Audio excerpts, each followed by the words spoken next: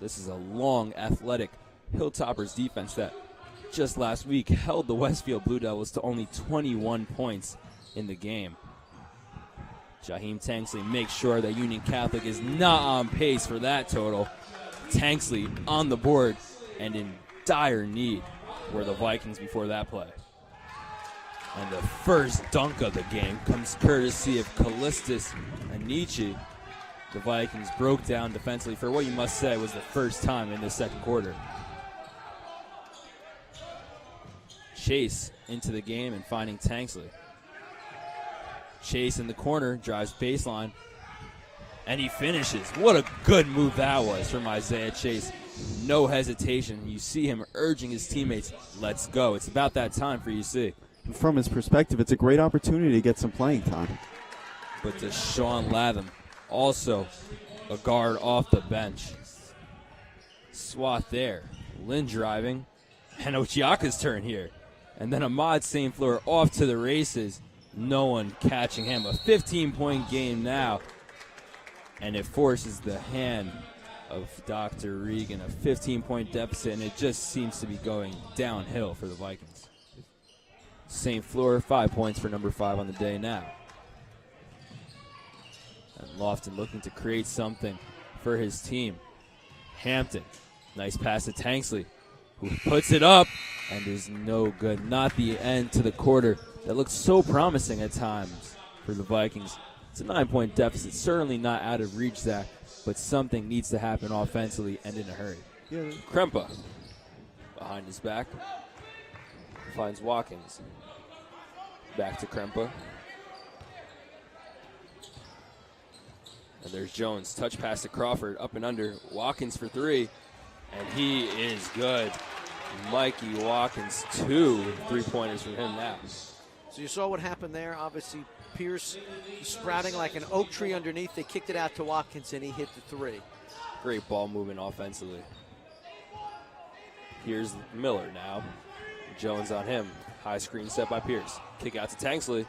Closed down by Watkins pretty nicely there. And Jones comes away with it. Linton picking up where they left off in the first half. Crawford goes up. No good. Guadenzi on the rebound. He finds Krempa. Jones, pass fake. Touch pass again to Crawford. And this time he will be fouled. The Linden Tigers dictating the tempo at the moment. Yeah. Might have stepped on half court. The refs didn't see it there, though. 3 minutes to go now, 9-point game. Jones pulls it out. Lofton and Miller causing the pressure and causing the turnover. Looky here, 7-point game. I mean, for Linden, you wouldn't want to end the possession with the turnover, but they're still eating time away at will. Jones behind his back to Crawford. Second behind the back assist for Tavon Jones in this one. And just when you think the momentum has turned the tide and turned in favor of the Vikings, a behind the back assist from Tavon Jones. Lofton again with the offensive rebound and the putback as well. Kyle Lofton, speaking of the tenacious players on this court, you got to credit number 11 as one of those. Huge credit. He's now got 10 points. So this would be a much bleaker picture without the play of Kyle Lofton here today. Really epitomizing a senior leader that this Vikings team so desperately needs right now to pull him out of this slump. 10-point game, 7 seconds to go. Krempa goes up, and Pierce might have gotten a touch on that one. Lofton finds Miller with a second to go. He has a chance here. No good there for Miller. That one, if that had gone, it would have been a great shift in the momentum of the game. A 10-point game as it stands now, 34-24. The Tigers lead, and that second quarter for Union Catholic, guys, not what they were looking for. Yeah. Pierce and Lofton certainly brought it in that first quarter, combining for 17 of the Vikings' 24 points. They'll need at least 3 players to match that output going forward.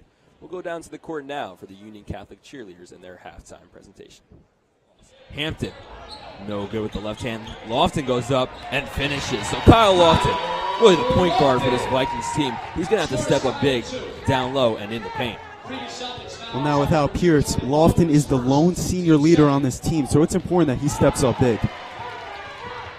Lofton pushes, he had the steal, and Miller goes up and finishes over Coca and DeChang. Rob Miller getting to the paint, and when he's there, he's hard to stop. Yeah, Rob Miller, one of the hottest teams on UC, one of the hottest players on UC right now. Had 18 versus Plainfield last game and 15 the previous game. He's really been finding his shot for the Vikings. Ajang went for the putback, could not get a hold of it. So it'll be Vikings ball, Lynn to inbound, and the Patrick School coming out with some full court pressure now.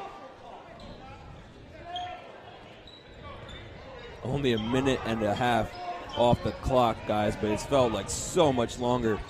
What a start. Couldn't have came up with that one. And Lofton now 4 points on the day for him. Without Richards, maybe we were underestimating the lack of a paint presence for the Patrick School. Vikings certainly playing some inspired basketball right now, and I appreciate that performance from them, certainly. Ajang could not save that one, and Miller pushes.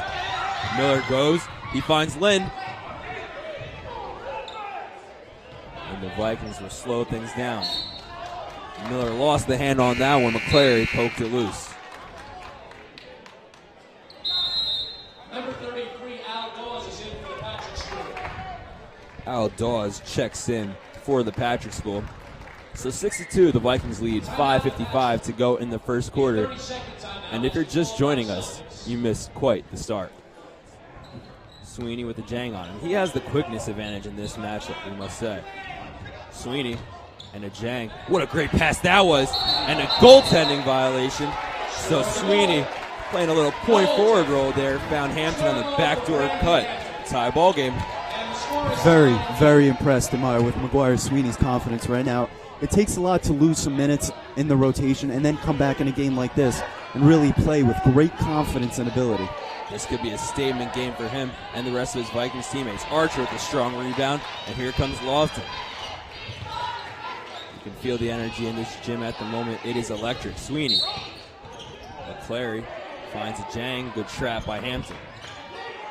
A Jang again, and Sweeney standing his ground, you must say. Great job from him. And a double dribble to match. So the Vikings defensively, they usually do show up, but today has been something special so far. And you know, the spark has been McGuire Sweeney. Standing tall against a 7-footer in Bula Zhang. That's something that he's sending his team a message saying, I'm going to defend. Let's do it as a team. And it's certainly complimentary of the senior leader committed to the Stevens Institute of Technology. Go Ducks. Here's Sweeney. Tanksley. 1 minute. McClary on him now. Lofton. A minute to go in the first quarter. Lofton steps back. Little razzle dazzle. Gets the shot up. No good. Archer. And Lofton getting his own miss. And another foul call. So Kyle Lofton, the willpower, determination from him. We see it on both ends of the court. That's his 4th offensive rebound. Celtics foul on number 21, Boy Zhang, his first, team's 5th. Well, Zhang will pick up his first foul and the team's 5th. Lynn, Miller, Archer, Lofton, and Tanksley the 5 for UC.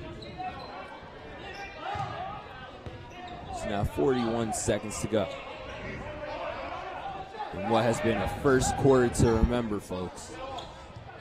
Finds Williams, Tanksley on him. And a Zhang free underneath. Great pick play from the Patrick School. They screened the screener, Bula Zhang, reap the benefits. Archer sets the high screen again. Lofton, Lynn, and Miller for 3. Cans it. A much-needed field goal for the Vikings offensively. Rob Miller, 3 points for that man. Certainly someone you need to step up. 18 points against Plainfield in his last outing and a great game against Prestige before that. So if Miller gets hot, watch out. It may just be the tide turning for Rob Miller offensively. He struggled early on this year, especially from deep, but 3 points there for him.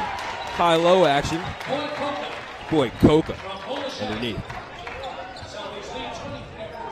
23-14, the Celtics lead. 35 seconds to go. Lofton on the ball. Might be settling for one yet again.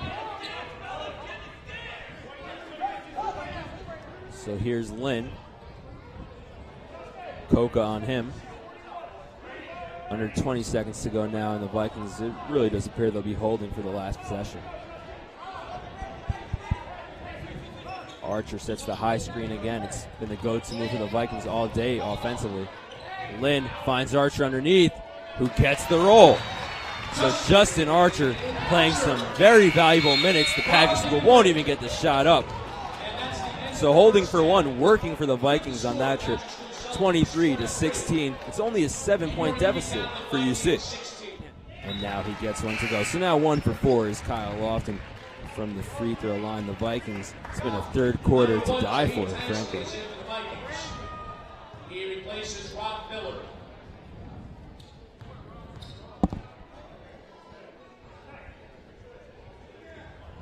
Lofton can't get that one to go.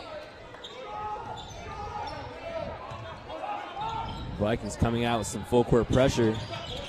Patrick School breaks it with ease. And McClary, Sweeney with some great defense and the save. Great contributions off the bench all game from Magoo. Lynn pulls it, and he makes it. Single digits once again. Sweeney with a great play defensively, and Ibn Lynn with a stellar shot from the outside. Zhang, no good. Good box out from Lynn. So Zhang is 3 for 6 from the charity stripe now.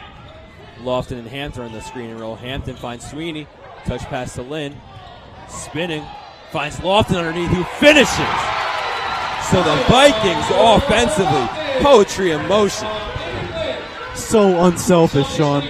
This team is primed for a victory right now. They are playing their hearts out.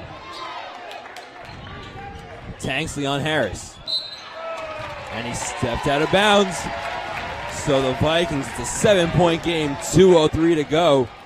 And when you're playing the number 1 team in the state, you can't ask for much more production.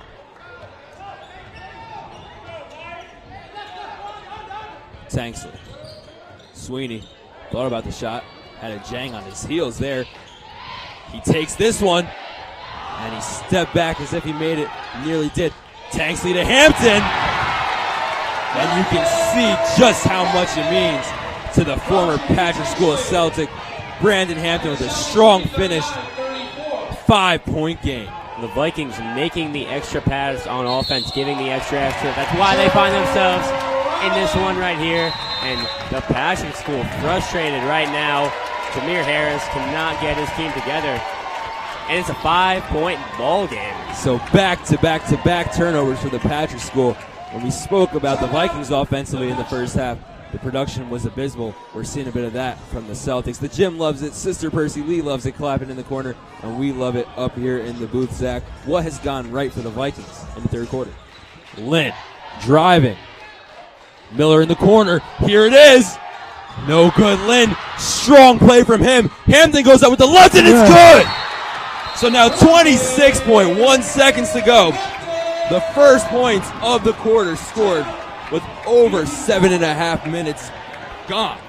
A 1-point game. And as you said, Zach, if you're in this position pregame, you ask Coach Regan, down 1, less than 30 seconds to go to the number 1 team in the state, he'll take that every single time.